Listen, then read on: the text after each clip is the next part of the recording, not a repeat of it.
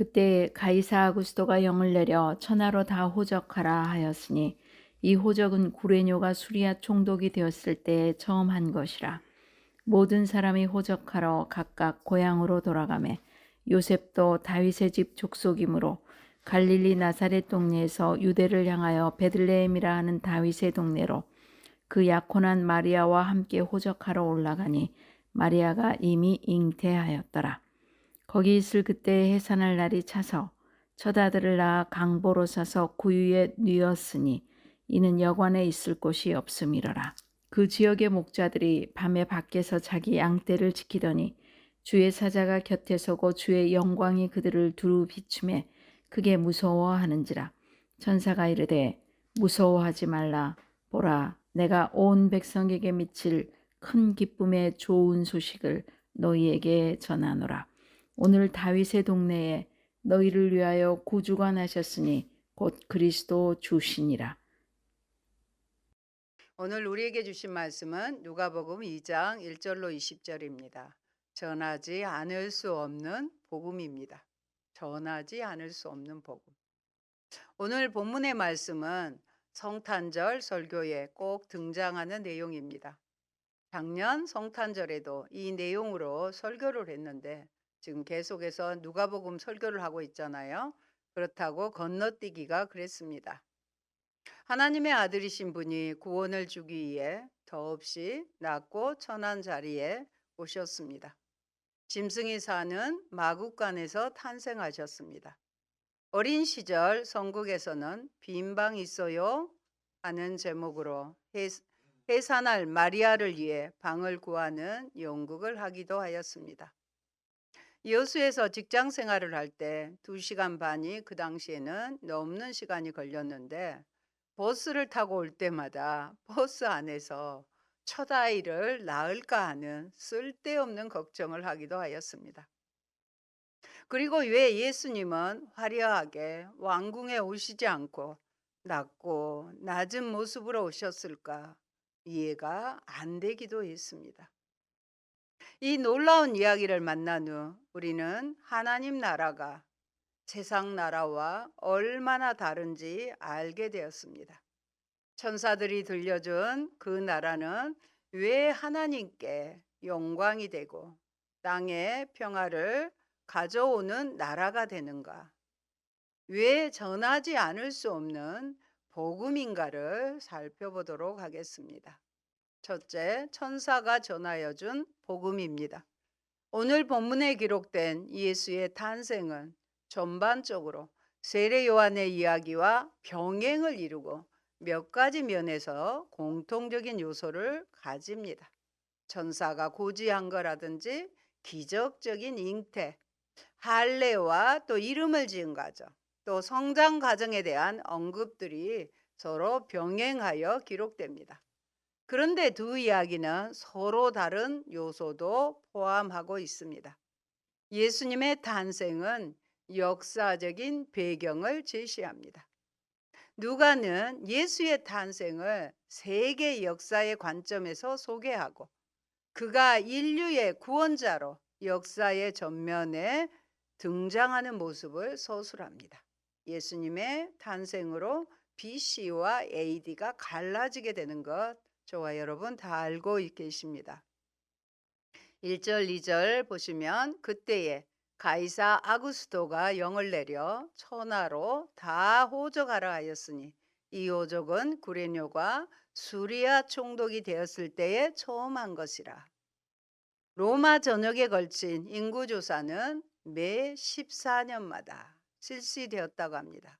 요셉은 다윗 가문의 자손이어서 유대 베들레헴으로 떠납니다. 베들레헴은 다윗의 고향이죠. 베들레헴은 선지자 미가의 메시아적 예언의 성취와 연관됩니다. 나사렛에서 베들레헴까지는 130km 정도의 거리랍니다. 그 당시에 걸어서 3일 정도의 길이었습니다. 베들레헴은 떡집이라는 뜻입니다. 예수께서는 나는 하늘에서 내려온 산떡이니 사람들이 이 떡을 먹으면 영생하리라고 하셨습니다. 그분은 생명의 떡이었습니다. 그분은 자신을 광야에 내린 만나와 비교하셨습니다. 이 떡은 애굽에서 자유를 찾아 탈출하던 유월절로부터 상징화되었습니다. 히브리 백성은 양의 피로 문설주에 바르고 누룩을 넣지 아니한 떡을 준비하고 있었습니다. 이 떡과 피는 광야 40년 동안에는 만나와 생수로 나타났고 예수님 때에 이르러 그것은 살과 피로 상징화되었습니다. 결국 그것은 모든 사람을 죄에서 해방하여 영원한 자유를 보장하는 십자가의 대속적인 죽음으로 완성됩니다. 생명의 떡으로서 하늘에서 내려와 떡집 베들레헴에서 나신, 그것도 구유의 짐승의 밥그릇인 구유의 니우신 예수 그리스도는 이렇게 하여 참된 양식으로서의 그의 생애를 이 지상에서 시작하십니다. 요셉은 약혼한 마리아와 함께 갔는데 만삭의 몸으로 마리아에게는 얼마나 힘든 것이었는지 짐작을 할 수 있습니다. 6절과 7절은 예수님의 탄생 장면입니다. 한번 보십니다. 거기 있을 그때에 해산할 날이 차서 처자들을 낳아 강보로 싸서 구유에 뉘었으니 이는 여간에 있을 것이 없음이러라. 두 구절로 간략하게 소술되었지만 세계 역사에 있어 가장 극적인 장면에 대한 묘사입니다. 해산할 날이 되어 마리아가 아들을 낳았고 강보에 싸서 포대기에 싸서 구유에 뉘었습니다. 온 세계에 구원을 선포할 메시아가 초라하고 열악한 환경에서 태어나신 것입니다. 아기 예수가 처자들로 표현된 것은 신학적으로 아주 큰 중요성을 지닙니다. 즉 예수께서 맏아들이라는 것은 마리아가 예수 출산 이후에 다른 자식들을 가졌음을 보여주는 것입니다. 그러므로 가톨릭 교회에서 마리아가 평생 동정녀로 지냈다는 주장은 전혀 신빙성이 없습니다. 이는 본절뿐 아니라 일관된 성경의 주장입니다. 처자들은 예수께서 마리아의 첫째 아들인 것을 나타내는 의미로 쓰인 것은 분명하고요. 더 나아가서는 예수께서 모든 성도들이 본받아야 할 모범이 되심을 암시하는 의미도 있는 것입니다. 한편 예수님은 맏아들, 처자들로 불리어질 뿐만 아니라 하나님의 독생자로 불리기도 합니다. 독생자는 예수님만이 영원 전부터 계신 진정한 하나님의 외아들이며 성육신 하신 유일한 구원자라는 의미를 갖고 있습니다. 예수 그리스도의 동정녀 탄생과 성육신 사건은 여자의 후손에 대한 예언, 일찍이 창세기 3장 15절이죠. 또 처녀가 잉태하여 아들을 낳을 것이라는 이사야 선지자의 예언의 성취로서 이는 하나님께서 친히 육신을 입고 이 땅에 오신 사건이었습니다. 그런데 이처럼 하나님께서 친히 육신을 입고 이 땅에 오신 것은 그것이 인간을 죄에서 구원하기 위한 유일한 방법이었기 때문입니다.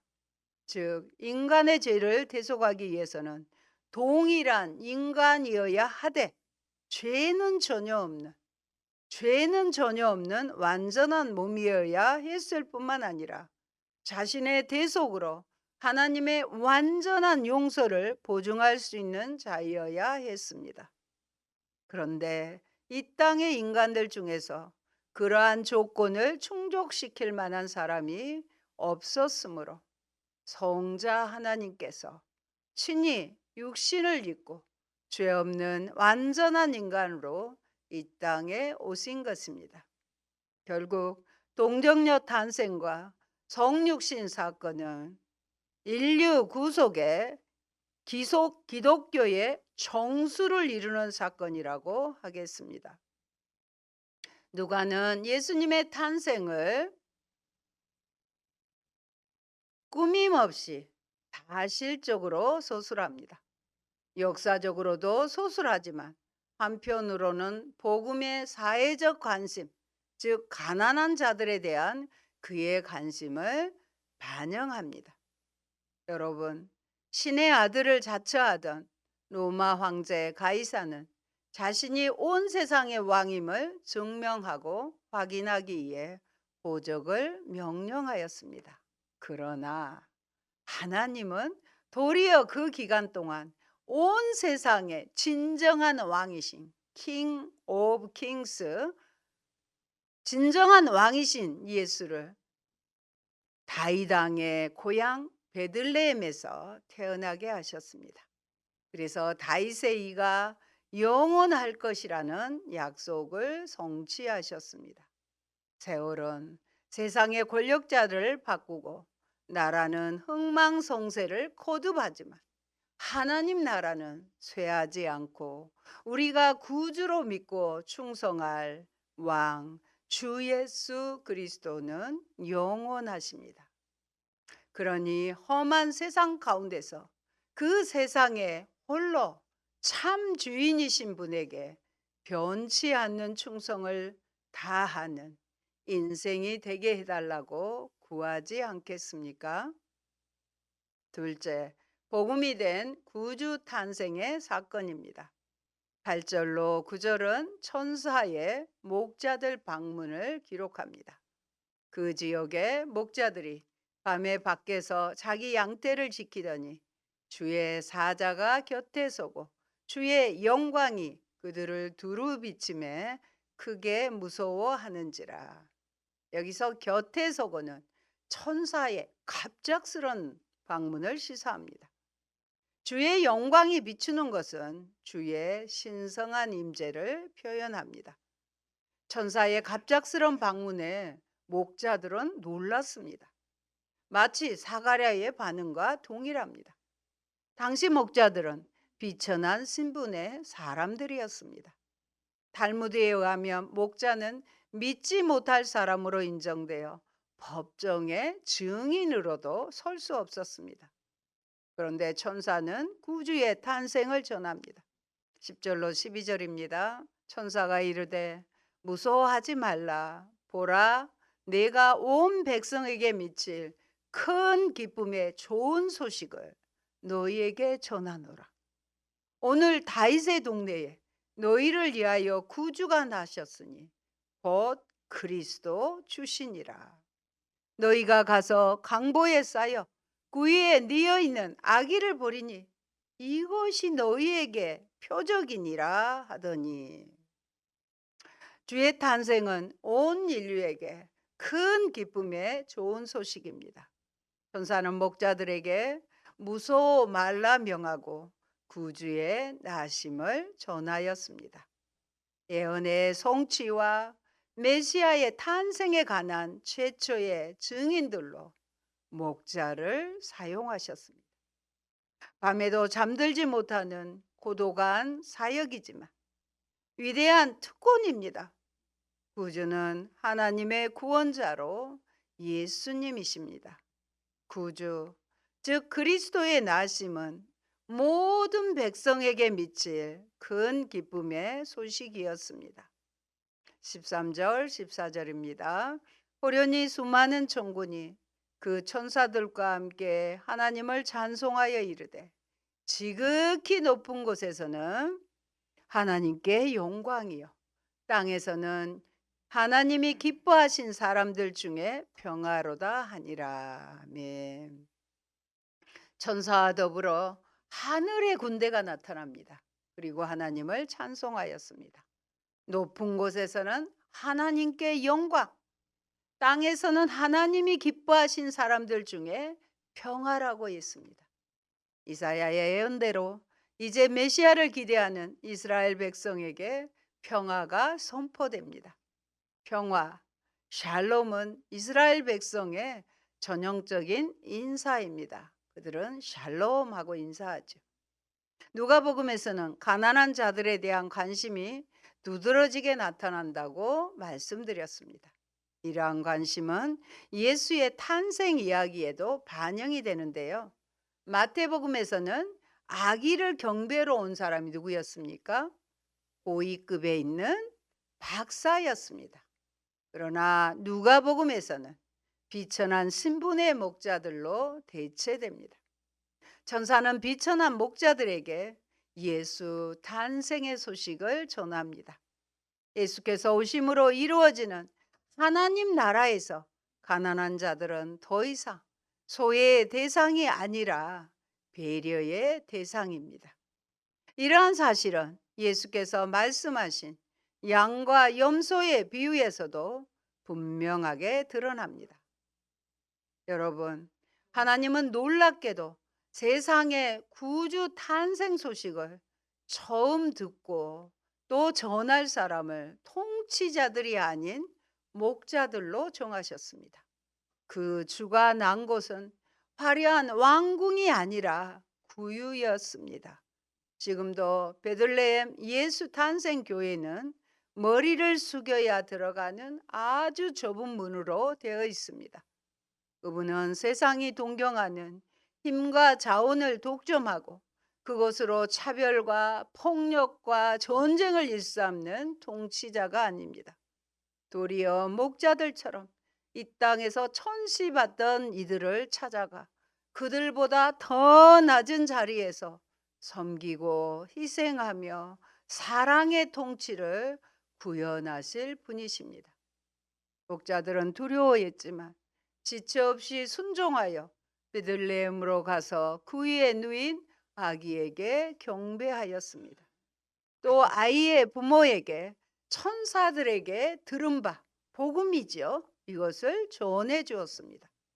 그들은 비록 멸시받은 일을 하는 자였지만 단순한 순종을 통해 맨 먼저 온 세상의 주님을 뵙고 경배하고 참 기쁜 소식을 전하는 영광을 누렸습니다.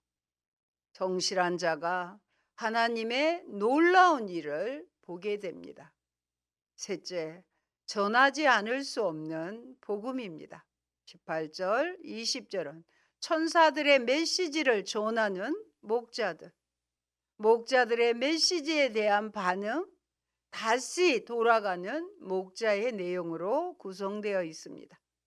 천사들은 그들의 임무를 마치고 자기들의 처소인 하늘로 올라갔습니다. 16절로 17절은 아기 예수를 방문한 목자들의 모습을 그려줍니다. 한 번 더 볼까요? 빨리 가서 마리아와 요셉과 그 위에 누인 아기를 찾아서 보고 천사가 자기들에게 이 아기에 대하여 말한 것을 전하니, 여기서 빨리 가서라는 구절은 메시아로 오신 아기에 대한 목자들의 기대를 암시합니다. 마리아와 요셉에서 누가는 아기의 출생에 있어 요셉보다 마리아의 역할을 강조합니다. 18절, 19절은 목자들이 전달한 메시지에 대한 반응이 나타납니다. 듣는 자가 다 목자들이 그들에게 말한 것을 놀랍게 여겼지만 마리아는 이 모든 말을 마음에 새기어 생각하더라 하고 기록합니다. 이 모든 말을 마음에 새기고 생각했습니다. 마리아는 예수께 대한 천사의 말을 잊어버리지 않고 마음 깊이 간직하고 계속해서 생각한 것입니다. 그렇습니다. 마리아는 비록 아기 예수를 자기가 낳았으나 예수의 원래적인 신분과 사명을 잊지 않으려고 하늘의 말씀을 마음에 간직하고 늘 되새겼습니다. 예수 그리스도는 이 마리아의 신중한 양육을 받고 자라났으며 또 마리아로부터 자신의 신비로운 탄생에 대해 가르침을 받았을 것입니다. 그리하여 일찍부터 구세주의 사명감을 가지고 자신을 예비하며 예수님은 성장했을 것입니다. 성도 여러분, 여러분도 마리아처럼 들은 하나님의 말씀을 마음 깊이 간직하는 성도가 되시기 바랍니다. 시편 기자는 말하기를 복 있는 자는 그 율법을 주야로 묵상하는 자라고 했습니다. 그런데 예배 시간에 말씀을 듣거나 또는 성경을 읽고 그 말씀을 금세 잊어버리는 사람이 있습니다. 그 이유가 무엇인지 아십니까? 말씀의 가치를 모르고 관심이 다른데 있기 때문입니다. 이런 사람은 생활을 할 때 하나님 말씀대로 행하지 못하고 자기 생각이나 욕심대로 행하는 예가 많습니다. 정보의 홍수 시대에 우리가 간직할 것은 하나님의 말씀밖에 없습니다. 그것은 하나님의 말씀만이 우리에게 생명과 진정한 능력을 주기 때문입니다. 여러분, 목자들의 말을 들은 사람들은 마리아의 반응과는 대조적으로 놀랍게 이상하게만 여겼습니다. 그것은 메시아의 탄생에 대한 감탄이나 놀라움의 긍정적인 반응이 아니라 목자들의 메시지를 수용하지 못하고 이상하게 여기는 부정적인 반응입니다. 그들의 반응은 천사의 메시지를 확인하고 찬송하며 돌아가는 목자들의 태도와도 비교됩니다. 그러나 마리아의 반응은 달랐습니다. 마음에 새겼습니다. 원문은 심사숙고하여 소중하게 간직하다입니다. 마리아는 분명 천사들이 전해준 메시지를 상기하면서 목자들에 의하여 전달된 소식을 마음에 깊이 새겼을 것입니다. 그 전에 1장에서 31절로 33절에 보면 가브리엘 천사가 나타나서 마리아에게 말을 했죠. 한번 우리 다시 볼까요? 1장 31절로 33절.